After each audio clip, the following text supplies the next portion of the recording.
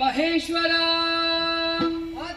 ಇಂದ್ರಾದಿ ಸುಮನಸರೇ ಸರ್ವೇಶ್ವರಿ ಏಳಿರಿ ಎದ್ದೇಳಿರಿ ಸದ್ಧೈರ್ಯ ತಾಳಿರಿ.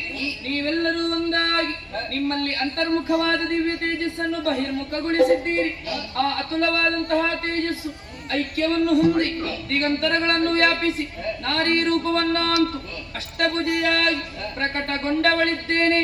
ಭಾವಶುದ್ಧಿಯ ಭಕ್ತಿಯಿಂದಲೇ ತುಷ್ಟಮಾನಸಳಾಗಿದ್ದೇನೆ. ನಿಮ್ಮ ಮುಖಾವಲೋಕನವನ್ನು ಮಾಡಿದಾಗ ದುಃಖ ತಪ್ತರಾಗಿದ್ದೀರಿ. ನಿಶಾ ಕಮಲದಂತಿದೆ.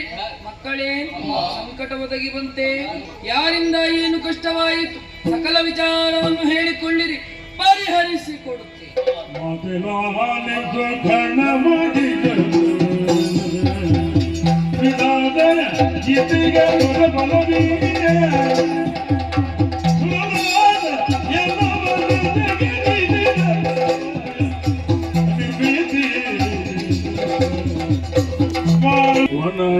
ವನಜನಾಭನು ಕಲದೆ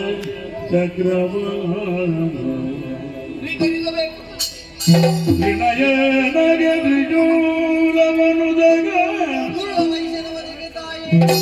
ಕನಗತನು ಪ್ರಮದಗವ ಇದು ವಾದಿದನು ವಿನಯನಲೆ ಸುರಭಗುಳಿಗ ಒಡಿವಿಗರು ಸಗಯದ ಮಾಡಿದು ಮಾದೆಯ ಪದದೊಳಿದ ನುಡಿಸಿದರು ವಯದಿ.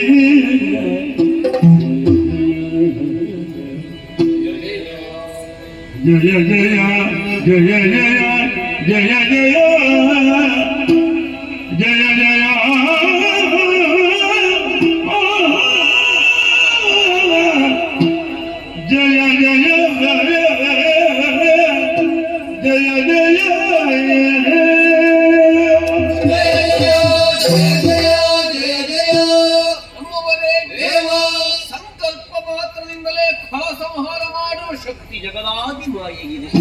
ಅವಳಿಗೆ ನಮ್ಮ ಕೈ ಆಯುಧದ ಅಗತ್ಯವಿದೆ ಇಲ್ಲವೇ ಇಲ್ಲ. ಆದರೂ ಅದರ ಪಾವಿತ್ರ್ಯಕ್ಕಾಗಿ ನಾವೆಲ್ಲ ಸರ್ವ ಸಮರ್ಪಣ ಭಾವದಿಂದ ಕಾಣಿಕೆಗೆ ಅರ್ಪಿಸಿದ್ದೇವೆ. ದುಷ್ಟಮಹೇಶನ ವಧೆಗಾಗಿ ಅಷ್ಟಭುಜ ಪರಮೇಶ್ವರಿ ಹೊರಟು ನಿಂತಿದ್ದಾಳೆ. ಎಲ್ಲಿದ್ದಾನೆ ಬರಬೇಕು?